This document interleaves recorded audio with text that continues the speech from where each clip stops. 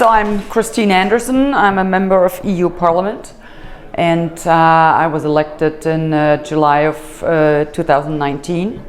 And I'm serving in the EU Parliament, the German people, and I try to represent their interests and fight for their freedom, democracy, and the rule of law.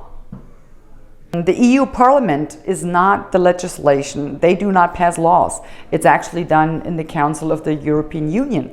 And there you have it. Division of power is basically no longer a thing, as you might say. Is that the Council of Europe? Exactly. So it's comprised of the, like I said, the members of the national governments. So whatever they cannot do in their own parliament, because national parliaments do have a tendency of still controlling government, they just move it over to EU, it gets passed there, and then it goes back to the member states, and they will have to implement it since it was, passed on EU level. So another example, look at the EU Parliament. It is no parliament at all. I mean, we have no, classical rights like, to initiate laws. We don't control any budget. There is no government really that we can control. I mean, there is the Commission, but we do not have the capacity or the competence to control them. The only thing we can really do is to ask them questions or to put in petitions or resolutions if you want, and ask them to do certain things, but they don't have to comply with that. They can do whatever they want, basically. There are no debates in the EU Parliament. No one really cares. MEPs just go there to hold their speech, speak in the camera, which they then put on their social media, but there is like no back and forth of arguments, so that the MEPs might, come to a certain conclusion, which might then determine their voting behavior. None of this is happening. So did that surprise you when you saw that? Well, to the extent it's done in EU Parliament, yeah, because this is so far beyond anything what I would consider democracy. It's a democracy illusion. It's a theater. It's a farce. It's a big farce, and the taxpayers. They pay so much money for these MEPs to basically do nothing but look good. And most of the time, they're not even doing that. But once again, do not make the mistake of thinking that, like it's done in the United States. So it's not like a back and forth, where each senator gets a certain amount of time and he just, can fire up his questions. It's like they're holding some kind of a speech, and then each group, the representative of each group, gets to ask a question, which is then collected, and then the commissioner gets, time to answer the questions. But of course, she will pick the questions she will answer, So There's no free question? There is not, absolutely not. Right. So, and if time is up for her to answer, then, and your question wasn't answered, guess what? You never get an answer. So, and then the second round, they have some more MEPs capable of answering question, and they do the same thing over again. So, but 9 times out of 10, the questions you ask, they never get answered. So, in my case, more times than not, once I'm done asking my question, I get admonished, for how can you ask this question? So, instead of answering my question, they basically lecture me on how I should not be asking questions like this, for instance. So, I think it's pretty fair to say that most people in government nowadays, or in high positions of government, they're puppets. And they may not even be aware of the full scheme of things, They may only know little bits here and there, but the machinery is working. They all want to keep their positions. They don't want to, threaten their livelihood, their income. So most of them just shut up about it. They don't say anything. They don't challenge anything. Yeah. So what people or how people think politics works, and if they actually knew how it did work, they would just run from it. In the committees, which is supposed to be the place where we do all the work, really get down to it. No, it's a farce too. You may ask a question or whatever, but either it's not really answered, or the agenda is set, and the function of most MEPs is simply to sit there, vote for it, and be done with it. They might ask a couple of questions, even some critical, but this is just to keep up appearances. It's nothing else. No, it's not. COVID, it was just another puzzle. They utilized a crisis, if you will. They utilized, to push their agenda. It started way back. Take the Euro crisis, which actually started with the subprime crisis in the United States. So it kind of came over here. Now we're at the Euro crisis. So. If you look at the euro itself, it's not working. It could have never worked, because you cannot take a currency and put it into different economies where there is no basic foundation on legislation, on work laws, on social laws. The whole thing, it cannot work. What we're seeing now, lifting the restrictions and all of that, it's a tactical retreat. To give people a breather, if you will, and maybe they will, be thankful to the government that, after all, we got our freedom back, But in fall, when the respiratory, disease comes again, which it does every year, it will start all over again. And take the COVID pass, for instance.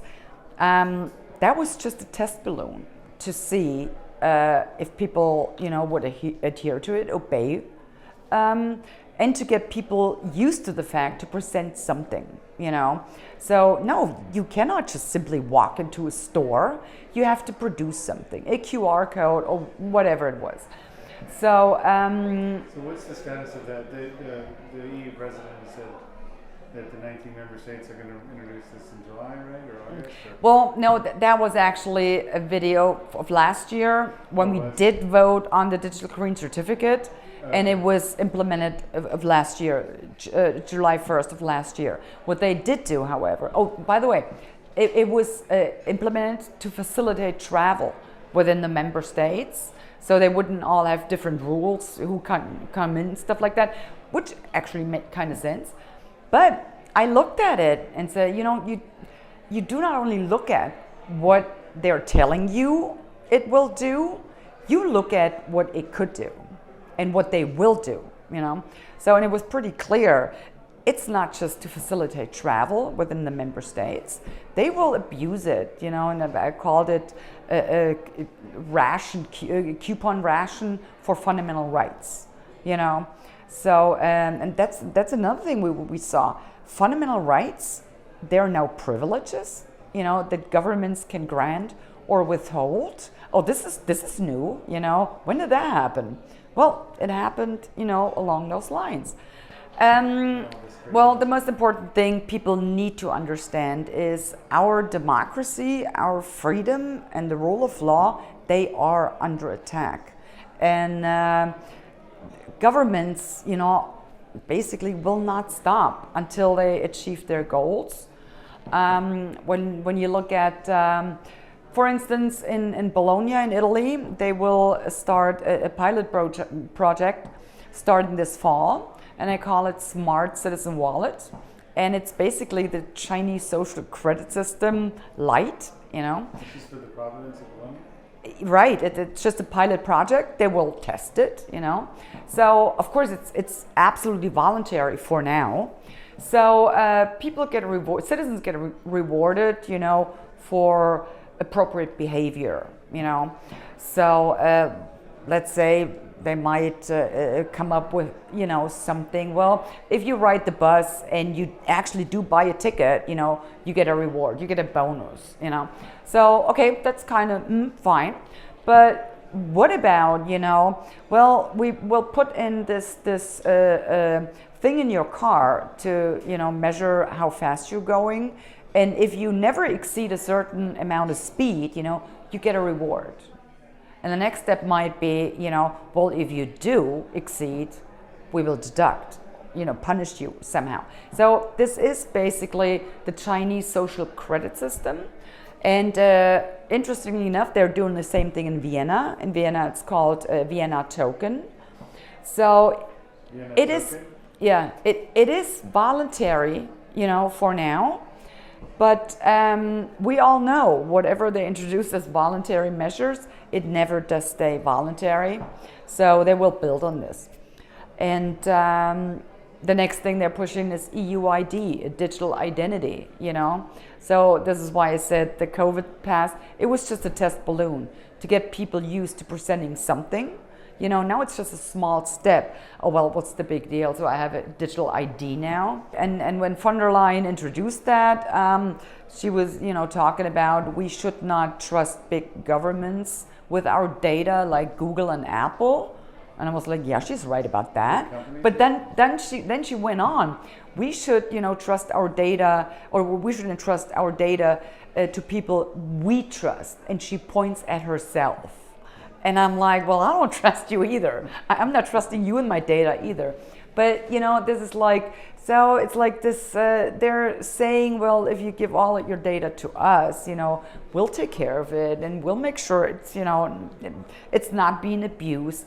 Yeah. But the point is, you know, and then of course we were promised that all of the data stored on it, we have full control over it. We can say this data goes on and this, yeah, right, really? Yeah, I'm not buying that for a second. Well, what we need to do is we need to raise awareness among the people.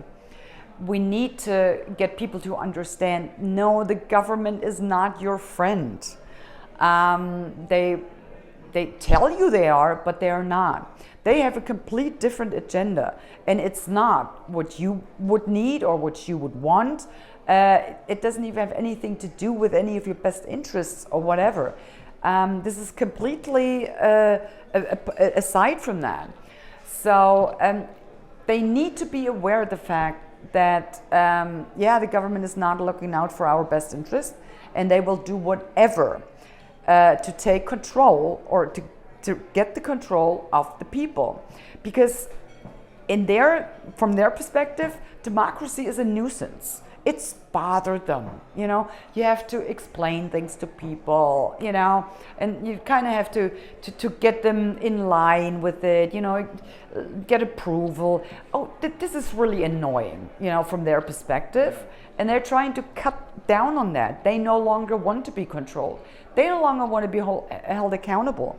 They just, you know, want to do whatever the hell they want to do without the interference of the people.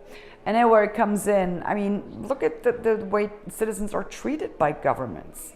Not as responsible citizens who are in charge of policy making, of decision making. They're being treated like naughty children, you know. They need to be sent off to bed with no supper, you know. And that's how they're being treated.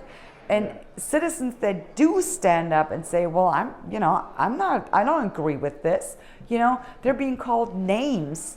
And I think there's more chance of people they are waking up in the Eastern European countries, because they still remember what it was like to be in a dictatorship.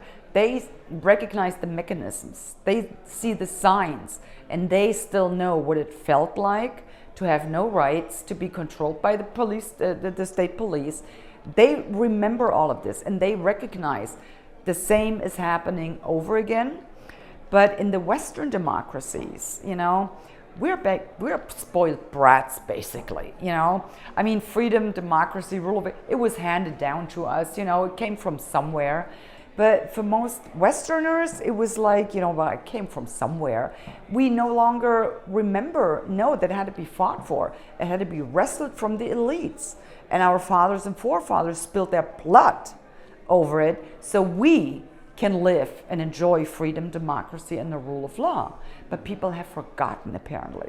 And something that you did not have to work for, that was just given to you, you do not necessarily recognize its value.